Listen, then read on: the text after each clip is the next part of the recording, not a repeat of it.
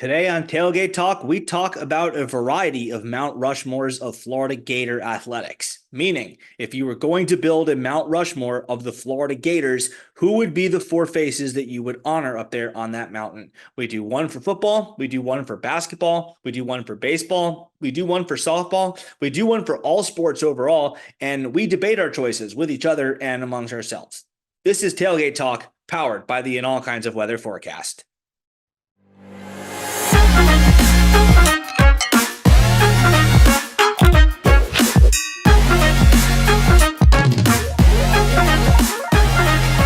Welcome to another episode of Tailgate Talk. My name is Casey, and I am here with Neil Schulman, the founder of the In All Kinds of Weather Media Network. And today we're having a unique conversation. We are going to make 3 Gator Mount Rushmores. Neil, are you ready to make 3 Gator Mount Rushmores? Let's do it. All right. So I thought we were making 4. One for I thought we could probably do it. Well, yeah, let's do 4. Let's do 4. Let's do 4. So we're making 4 Gator Mount Rushmores today. 1 for the Florida Gators as an athletic program. overall, all sports, any era. 1 for football, 1 for basketball, 1 for baseball. So we're going to start, since most people are football fans above everything else, we're going to start with football. I think you got to have Tim Tebow on the Gator Mount Rushmore. I think you have to have Tim. Yeah, Tebow I mean there. that's the obvious one. And there's another equally obvious one that Steve Spurrier obviously needs to go on that. So, it's the other 2 spots. What do you do with those other 2 spots? I think one of them is obvious also. Okay. The other one to win a Heisman, Danny Werfel. National championship winning quarterback, Heisman Trophy winning quarterback. You get no 4-time SEC champion. You get no doubt. You get no pushback from me. But I do want to look back into the past and look at people like Jack Youngblood. I do want to look at people like Wilbur Marshall. I want to look at people like Emmitt Smith. I want to look at people like Kerwin Bell. Even Kerwin Bell kept the Gators afloat in the 80s. Are we considering what they did after UF for consideration? No. Because if so, then Emmitt Smith wouldn't be on it. He had a solid career at Florida, very good one, but he doesn't touch what the other ones do. All right, so I'll get you with that, but I think Jack Youngblood has to be on. He set the standard for that position, not only at Florida, but in college football. I mean, he's in the Ring of Honor for his NFL accomplishments. So, but he was still good at Florida, and he set the bar with that. The 1970 game, I think it was, against Georgia, the rip, strip, and grip. That's so before my time. But I mean, older Gator fans are going to say that was one of their first pro. Was he playing for them during the Miami flop? I think that was the year after he left. So maybe he might have been. I would put Jack Youngblood on the Gator Mount Rushmore. So for me right now, we've got Tim Tebow, Steve Spurrier, and Jack Youngblood. And for Neil, we've got Tebow, Spurrier, and Danny Werfel. Now, who is your 4th? 4th one is the point of contention. Okay. I have a few potential candidates. Number one is Shane Matthews, because you talked about setting the standard for the defensive line position. Shane Matthews set the standard for the QB position. Now, Spurrier obviously came first, but Shane Matthews was the first QB to be coached by Steve Spurrier, and that set a nice lineage with him, with Danny Werfel, with Rex Grossman, and then even after he left, Chris Leak, Noah Brundice. Well, those weren't at that level, but he was the first in a long line of successful QBs. Okay, I can. All right, well, let's put that in the hopper. So who do you have after that? So the other one I have after that is Riedel Anthony. Good choice. He was just different at receiver. I mean, some of my earlier memories of being a Gator fan. I mean, I was like 3 years old, but watching games from a couple of years ago that my parents had on their old school, recording device, whatever it was called back then, he was a difference maker. And in that same vein, so was Ike Hilliard. The two of them both, I think, have a good case. I've got another name for that. Jaquez Green. You cannot talk about the 90s and the Gators without mentioning the pop and stop, without thinking about just. Well, Hilliard was the stop and pop. Not Jaquez Green. But that's what yes. Jaquez Green was still playing in that game. He was. Right? And then you got Green is behind the defense in 1997 against Florida State. My money's going to go with Jaquez, just because Jaquez that game alone, that 97 game against Florida State that denied them Yeah. a spot in the national championship, for me, that's going to be it. So He was a very good receiver, but he's one of three that I- have to. I mean, I know, but Jacquez is my number 4. and the other one that I'm going to put up there is Percy Harvin. I think Worst. he is. Well, sorry, one of the two remaining ones is Percy Harvin. Just because he was the yin to Tim Tebow's yang, or vice versa. Again, another big day against FSU. Percy Harvin in 2006. Six and 7. Yeah, Six and I mean he was running all over the yard and Dope Campbell that day. So yeah, no, he was great. And then the last one, of course, Brandon Spikes. yeah, I mean, you got to have him in the conversation. Brandon Spikes, the hit on No Sean Marino, the one that people don't seem to remember because it was the major right hit on Manny Johnson that gets all the hype from that game.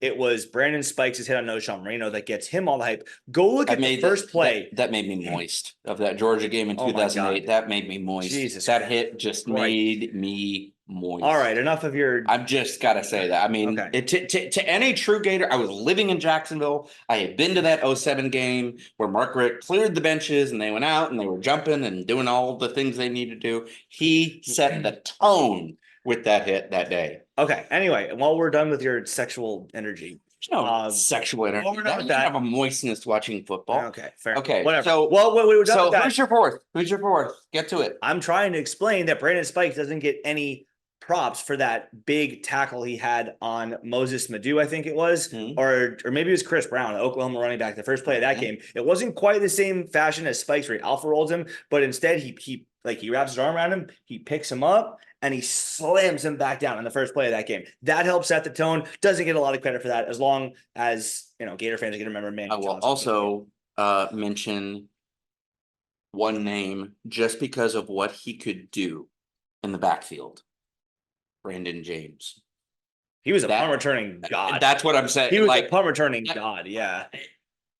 And he always did it against Tennessee. Like Tennessee just always left him an open highway to hell to get to the end zone. You would think that Phil Fulmer would have left a note to Lane Kiffin his first year, like, don't kick the ball to this guy. Maybe that would have been a good idea. But all right, gun to my head, I got to pick one. Yep. I'm going to go Percy Harvin, but you could make an equally good argument for Brandon Spikes, Reed L. Anthony, Ike Hilliard, Jacquez Green. Not a terrible choice either. And I'm going to throw in 2 honorable mentions. Okay. The Townsend brothers. Underappreciated. They kept Florida in games. But they never won a championship. That's hard. They didn't win a championship, but they won more games for Florida that would not have been won had you not had a Townsend in the backfield. Honorable mention. To pin them down way at the far end of the field. So, or in the case of 19 Miami, fake punt, getting first down, next play after that, Kadarius Toney. And Tommy Townsend was good. Oh, and how could we forget that one? Kyle Pitts. Got to be in the consideration. Yeah. But I mean, going back to Tommy Townsend, yeah, he did it against Vanderbilt too. Remember that day? Yes, he did. Dan Mullen and Derek Mason almost got into a fist fight with him. Yes, he did, because my boy James Houston got ejected for the biggest crock of bullshit I've ever seen. But now you got to say it's explicit. Now you got to say that. Well, we were already there anyway with your moistness. But yeah, moist. Still better than that word that you said. Anyway, so to recap for football, your 4 on the Gator football Mount Rushmore is? It is Tim Tebow, it is Danny Werfel, it is Steve Spurrier, and it is Percy Harvin. With equally good arguments, however, for Kyle Pitts and Brandon Spikes. I've got Tim Tebow. I've got Steve Spurrier. I've got Jack Youngblood. I think those are 3 very solid choices. Yeah. I'm really struggling with the 4th. You got to go someone on the defense in that LA end, though. You got to, Joe Hayden, Brandon Spikes, Ahmad Black, Major. You got to go Carlos Dunlap. You got to go one of them. Brandon Seiler. No. I'm going to go with an underappreciated Gator defender, and he's underappreciated because of the teams that he played on. Oh, no. Jared Davis. That kid. On the Mount Rushmore of Florida Gator football? No. This is still honorable mention. Okay. These are just still throwing names out there. All right. If gun to my head. The 4th head on your Mount Rushmore.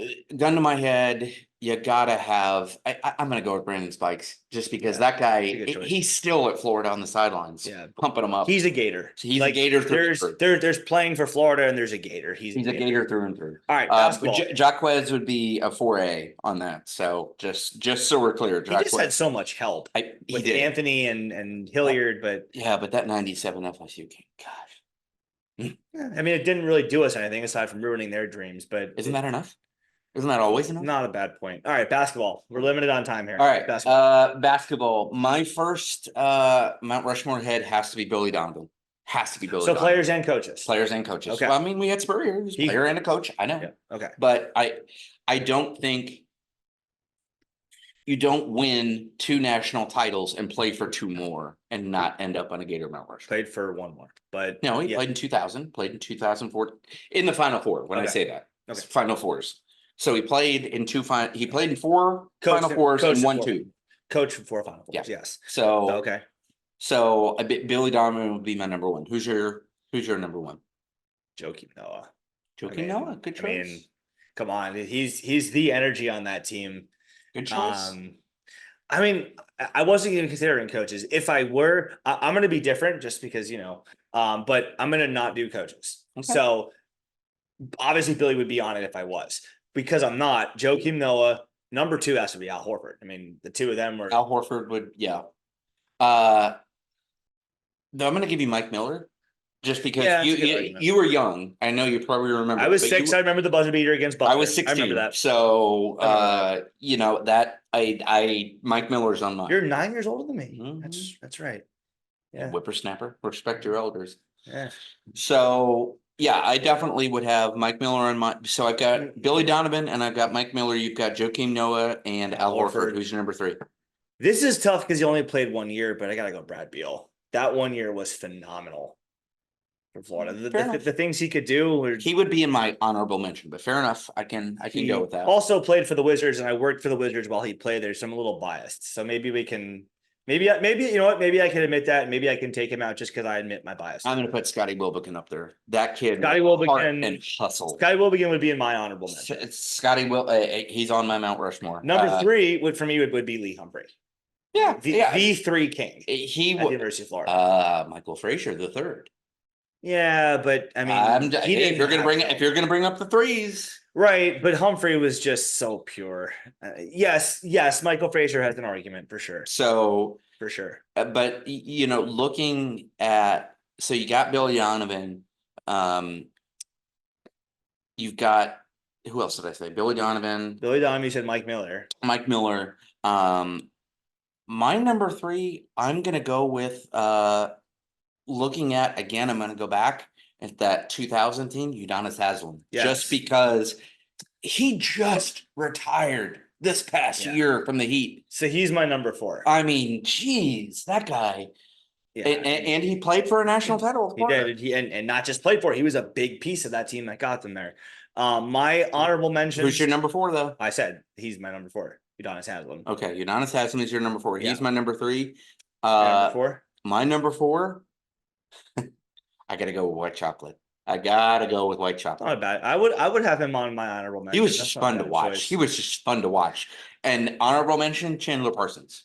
Well, all right. I got like 5 honorable mentions. Honorable mention, I'm gonna say Brad Beal because I took him off my list. Fair. Honorable mention, Patrick Young. Yeah, 100%. 100%. And in the same vein, he wasn't quite there in the stat sheets, but the heart. Will you get? Get in the heart department? Yes, you're right there. And 1 point in Patrick Young, I don't think there was ever a player that put his body on the line for the team. Like he did in that Tennessee game up in Knoxville with that god-awful orange on the court. How do you dive on the floor? I mean, as you're on your belly, you like spin your body around so you don't touch the sideline. And you're like 6'10", and I mean, it was just no part of your body like a flying missile when he did that. I mean, right. Whew. And I have to put Scotty Wilbekin on there too because I was at that Gator Kentucky 2014 SEC championship and watching him scramble for the ball on that last play and hearing go, and then. Let's go, Cats. Let's go, Cats. C-A-T-S. Cats. Cats. with the TH at the Okay, end. Mike Tyson. All right. So, And my last honorable mention is Mr. Chris Chioza. oh How yeah, can you yeah, not have a 100%. You got that. Yeah, I will give you that. I will give you that. and maybe we're just not even. Are we going to consider current players? No, you got to be graduated to be on Okay. Mount Rushmore. That's going to ruin my baseball. The only honorable mention that I have left with that is, and I think we have to give him credit for what he did, considering what we were before he got there. And I know you're not including coaches, Lon Kruger. Sure, he put Florida on the map. Yep, he did. So that's Sure. an honorable mention for me. Sure. All right, so we've done football, we've done basketball. Now baseball. let's do baseball. Who's your first? I mean, I know what you just said about you have to graduate. I don't care. I'm using him anyway. Shocking, oppositionally defined. Jack Caglione. You can't have a Mount Rushmore of Gator baseball without the two-way star of college baseball being on it. Again, he would be honorable mention. I'm just keeping it. You got to graduate or be done at UF. He already has a UF record, the most home runs in a single season. That's already canon. I'm not disputing you, but that's my rule. So you don't have to have the same rule that I do. So you've got Jack Caglione. I'm just saying, like, I got Alex Faedo as my number. He's on it. He's lower, but he's on it for me. He's on it for me because he pitched in the first national championship deciding game that Florida won. He pitched in the season, the first national championship season. He was the pitcher in Omaha. Right. So that's why he's my number one. Okay. That's fair, I guess. I'll say number two, and this is hard. I'll say Jonathan India because he was such a slick fielder and he was such a good hitter. He was so quick on the base paths. He did everything for Florida. And of course, again, part of that national championship team, winning a natty. If you remember back in the COVID year, 2020, the greatest Gator ever thing that I did, winning a national championship was a big criteria. That means a lot to me. If you were the heart and soul of a natty team, that means a lot. So India is going to be number two for me. My number two is going to be Wyatt Langford. I think he will go down as one of the best Gators to play baseball at the University of Florida. And just based on what he's done so far in the major leagues, he's already making a name for himself there. So Alex Faedo and Wyatt Langford for me, and you are at. So my number three is Alex Faedo. Alex Faedo. For the reasons you just went through. Who's your number three? My number three, just because I loved the heart that he played with, I got to put BP Rifle up there. Just because he's BT Rifle. I got to put him up there because he's local kid. I think he was from Gainesville, Tampa. So he's local Florida kid. Grew up a Gator fan. Grew up a Gator fan. Watching him in Omaha last year was a lot of fun, and seeing him in person, trying to rile up the team and get us, get the Gators, come on Gators, get up and go. He epitomized that. So I'm going to put him up there for that. Even if he didn't win a title, I'm going to put him up there. He played for a title, but he played for a title. He didn't win one, but he played for one. So mine were so far are Jack Caglione, Jonathan India, Alex Faedo, and number four is Wyatt Langford for the reasons you just went through. So we're pretty close. It's pretty much in lockstep. And I know you don't like coaches. I don't think you have a Mount Rushmore and you can't put Sully on there. It's not a matter of liking him. He is the GOAT coach for Florida, but so Sully's going to be up there for me. Yeah. All right. You know what? Let's sneak one more in. Rapid fire, real quick. Softball. Let's do a women's sport. Gator softball. Can't have it without Lauren Hager. Correct. Agreed. She's number one for the same reason Caglione is, and that she did it on both sides, pitching and hitting. Agreed. She's number one. Who's number two? This is easy for me. Oh, go ahead if you've got it. Amanda Lorenz. Okay. The on base queen. Yep. Just absolutely sensational in that aspect. Number three is going to be Kelsey Stewart for the same reason. She was an on base machine for Florida as well. And number four is going to be Hannah Rogers. Hannah Rogers would be on mine. Pitched Florida to the first national championship in 2014. Another bullet point for Hager, by the way, she was a big piece of both the 14 and 15 national championships, more so with the hitting in 14, 15, she did on both sides, but Hannah Rogers, the pitching expert that got them that first natty. I mean, I'm really all of them I'm in support of. I wouldn't say Tim Walton was up there yet. Well, he's won 2 national championships. I agree, but again, I want those to be not an outlier, that you had 2 really good teams. I'd like to see them back in Oklahoma City. And I'd like to see them back playing there, though I don't think anybody's beating the Oklahoma softball team. They just lost the game. Really? Yeah. Who'd they lose to? Louisiana. Wow. The first loss No, in 73 it's always games. those teams that you don't expect. Well, them to lose. Louisiana does have a good softball program, but yes, But I mean, that's like a powerhouse. You don't Yeah, expect them to right. come. Wow. Okay. yeah. And honorable mention for softball, I've got several. Stephanie Brombacher, Alicia Ocasio, another two-way star. There's my number 4. Yeah, Alicia Ocasio, I mean, two-way star. Who is the one that knocked? Was it Ocasio that knocked the home run against A&M that sent us to Oklahoma City? No, that was the Queen of May. What's her name? Jordan Matthews. Mm-hmm. So that's got to go up there too, just because that's such an iconic. She was, and she had another walk-off against South Carolina in the SEC tournament. And within live broadcasting here, I have something in the oven that I have to turn over. So Neil, I will co-host it. I will Neil's set us gonna up co-host for the finale. The greatest athletes ever at the University of Florida. The top 4. I like this. I mean, you gotta have Tebow. You gotta have Tebow. Yeah, you gotta have Tebow. We'll start with the obvious ones. Are we going to include coaches? We have to agree on this. Are we going to include coaches in the overall Mount Rushmore of the University of Florida? Because you said athletes.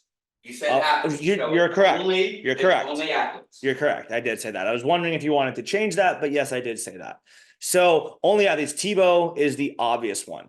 You got to have a basketball one. I feel like you got to pick here between Noah and Horford, or do you go with both, Casey?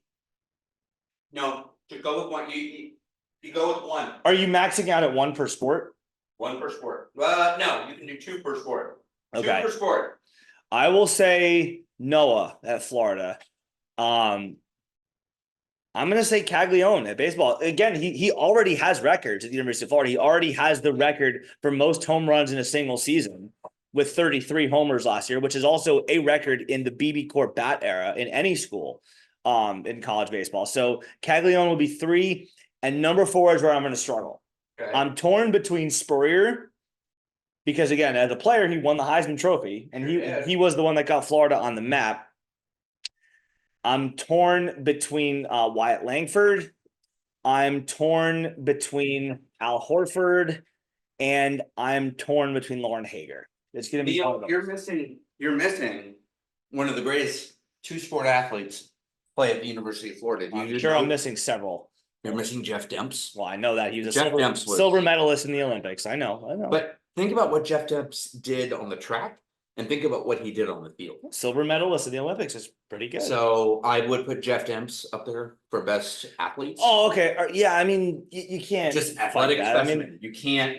All right. Here are the others. Here are the others who have arguments: Ben Shelton, Sam Riffus. I mean, national champions, both in the team and in the individual tournament. Both of them have arguments. Grant Holloway has an argument. Grant Holloway 100% has an argument. And by the way, congratulations, Grant Holloway, for breaking the world record. Yeah, another one. So congratulations. Derek Torres has an argument. Lauren Embry has an argument. I feel like I just gave so much priority to the big sports, though. Who was the?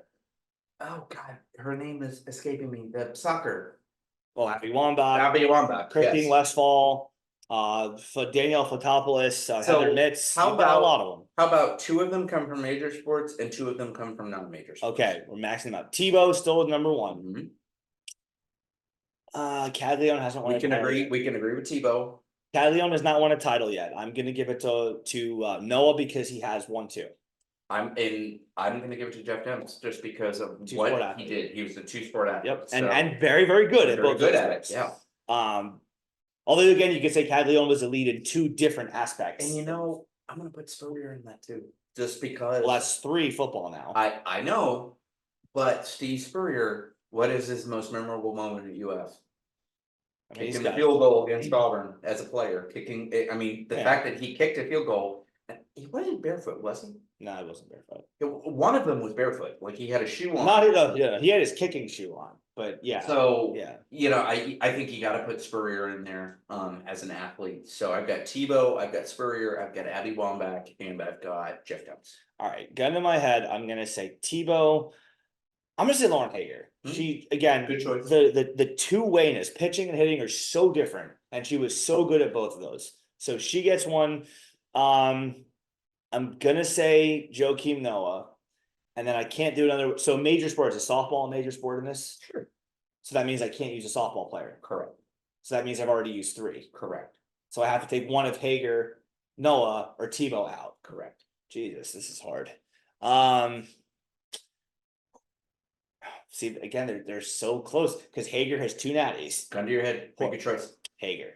Right. Because she was elite in 2 I very don't good disagree. I aspects. do. We have a wealth of people Yes, to choose from for this. we do. Now, the last lightning round on this episode of Tailgate Talk.